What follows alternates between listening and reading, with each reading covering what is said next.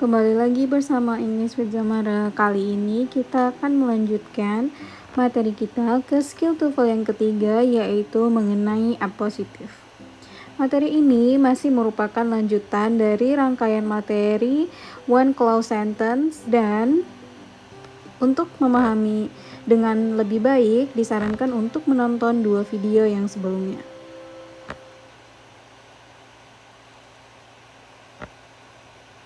Nah, apa sih appositif itu?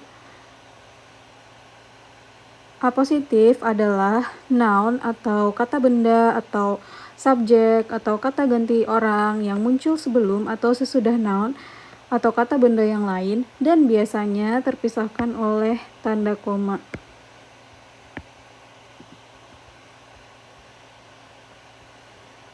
Nah, contoh dari appositif ini adalah sebagai berikut. Sally, the best student in the class, got A on the exam. Di sini, di kalimat pertama ini, appositifnya adalah the best student in the class, karena terpisahkan dengan 2 koma dan menjelaskan dengan lebih jelas si Sally ini yang mana, sehingga pendengar atau pembaca bisa memahami dengan lebih baik mengenai subjek yang dimaksud oleh si pembicara. Contoh di kalimat yang kedua. George is attending the lecture. Di sini kita bisa melihat bahwa appositifnya seperti yang didefinisi, yaitu yang terpisahkan oleh koma, di sini adalah George. Berarti yang harus kita cari di sini adalah subjek yang dimana si subjek ini sepadan dengan George ini. Kita lihat di pilihan A, right now, itu bukan, karena George adalah merupakan orang, berarti noun atau subjek yang di depan appositif ini juga harus merupakan orang. Happily ini juga bukan, karena ini adalah adverb. Because of the time ini juga bukan merupakan jawaban yang tepat. My friend, di sini dia adalah subjek. Dan subjeknya merupakan kata ganti orang.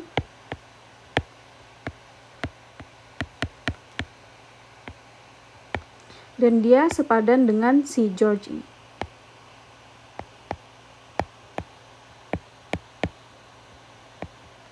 Berarti jawaban kita adalah D. Sekarang coba kita cocokkan. My friend yang mana? Itu teman saya yang namanya George sedang menghadiri lecture atau kelas.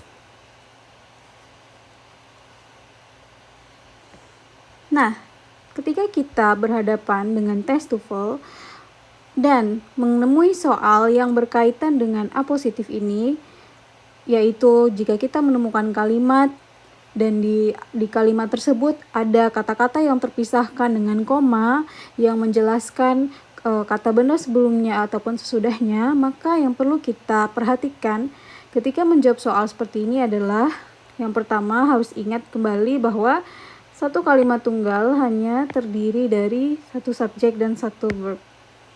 Kemudian cari subjek dan verbnya terlebih dahulu. Eliminasi semua keterangan yang tidak penting dari kalimat tersebut. Kemudian tentukan jawaban berdasarkan kalimat yang sudah disederhanakan. Contohnya adalah sebagai berikut. Sarah rarely misses her basketball shoots. Di sini kita bisa tahu bahwa subjeknya adalah Sarah. Rarely ini adalah keterangan. Misses di sini adalah verbnya. Her basketball shoot di sini adalah objek dari kalimat ini. Nah, berarti kalimat di atas sudah memiliki satu subjek dan satu verb. Berarti yang harus kita cari untuk melengkapi kalimat ini adalah si keterangan atau appositif yang menjelaskan Sarah. Nah, di antara pilihan A, B, C, dan D ini, appositif manakah yang sepadan dengan Sarah? Maksudnya sepadan adalah yang juga bersifat sebagai atau yang menerangkan orang, karena si Sarah ini adalah subjek orang gitu. Yang pertama, an excellent basketball player. Di sini di pilihan yang A ini jelas dia an excellent basketball player, seorang pemain basketball yang hebat. Ini sepadan dengan subjek atau yang menjelaskan tentang orang.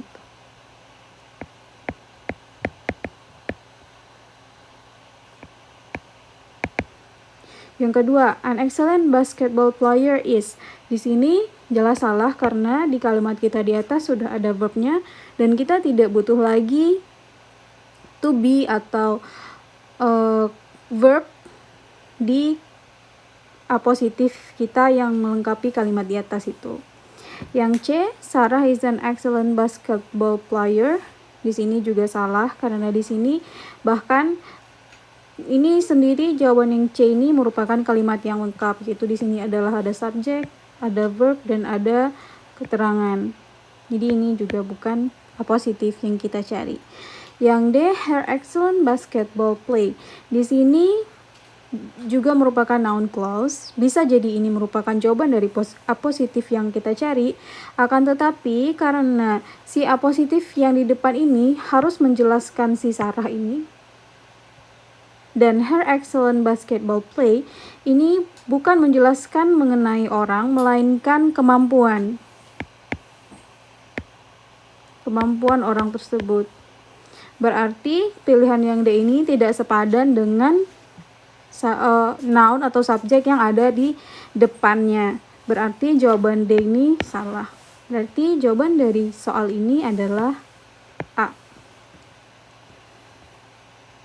Soal berikutnya, one of the oldest form of written communication was used as early as 3000 before century. Di sini kita bisa lihat, kita tentukan dulu yang mana apositif di kalimat ini. Jadi di sini ada titik-titik, ada tanda koma, kemudian ada ini noun clause dan kemudian ada tanda koma lagi, kemudian dilanjutkan oleh verb dan was used ya, so passive verb atau kata kerja pasif, dan di sini keterangan waktu. Biar kita tidak bingung, kita coret dulu keterangan waktu di sini. Jadi di kalimat ini sudah ada verb tapi belum ada subjek, sementara di antara dua koma ini merupakan apositif dari kalimat ini. Nah, apositif dari kalimat ini menjelaskan apa? One of the oldest form of the written communication. Berarti apositif ini menjelaskan sesuatu, kata benda yang terkait dengan komunikasi yang tertulis. Jadi titik-titik yang harus kita cari adalah subjek. Jadi subjek yang kita cari juga harus sepadan dengan keterangan benda yang diberikan di apositif ini. Sekarang kita lihat pilihan jawaban yang A, yaitu cuneiform writing. Cuneiform writing ini merupakan jenis tulisan yang namanya tulisan cuneiform. Gitu. Jadi ini merupakan noun. Yang nomor B, ini salah karena kita tidak membutuhkan object of preposition di sini. Yang C juga salah karena kita tidak membutuhkan verb lagi, kita sudah punya verb. Yang D juga salah karena kita tidak membutuhkan kata hubung when di depan kalimat kita. Oleh karena itu, jawaban yang paling tepat di sini adalah A. Sekarang kita coba artikan secara keseluruhan. Cuneiform writing, one of the oldest form of written communication, was used as early as 3000 before century. Jenis tulisan cuneiform, salah satu bentuk komunikasi tertulis yang tertua, digunakan 3000 tahun sebelum Masehi. Contoh berikutnya. Di sini yang mana apositifnya? Karena hanya ada satu koma di kalimat ini, jadi tentu ini adalah positifnya di kalimat ini, di mana positifnya menjelaskan waktu. Karena kita tidak butuh ini, karena kita sudah tahu ini apositif, Jadi kita coret saja biar tidak menimbulkan kebingungan. Kemudian whole house. Di sini adalah subjek, kemudian titik-titik-titik. United States First Welfare State.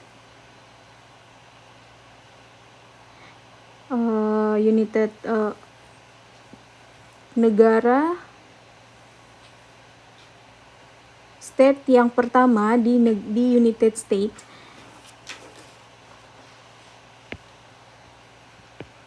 yang bagaimana. Nah, itu yang akan kita cari. Berarti yang kita butuhkan di sini adalah verb. Sekarang kita cari yang mana yang verb di pilihan A, B, C, dan D ini. Yang A ini sudah jelas salah karena ini mengandung to-nya, sementara verb kita tidak boleh mengandung to. Yang pilihan yang kedua, ini became ya, ada. Nah, pilihan yang kedua ini adalah verb. Yang ketiga, becoming one of the. Jadi becoming ini juga salah karena jika ada verb yang diikuti oleh ing, harusnya dia merupakan entah jiran atau present participle, tapi dia seharusnya harus didahului oleh to be terlebih dahulu. Tapi di sini kita tidak ada melihat tanda-tanda to be. Jadi ini juga salah. Di sini dia juga salah karena terdapat subjek di sini. Sementara kita sudah punya subjeknya, berarti jawaban di sini yang paling tepat adalah.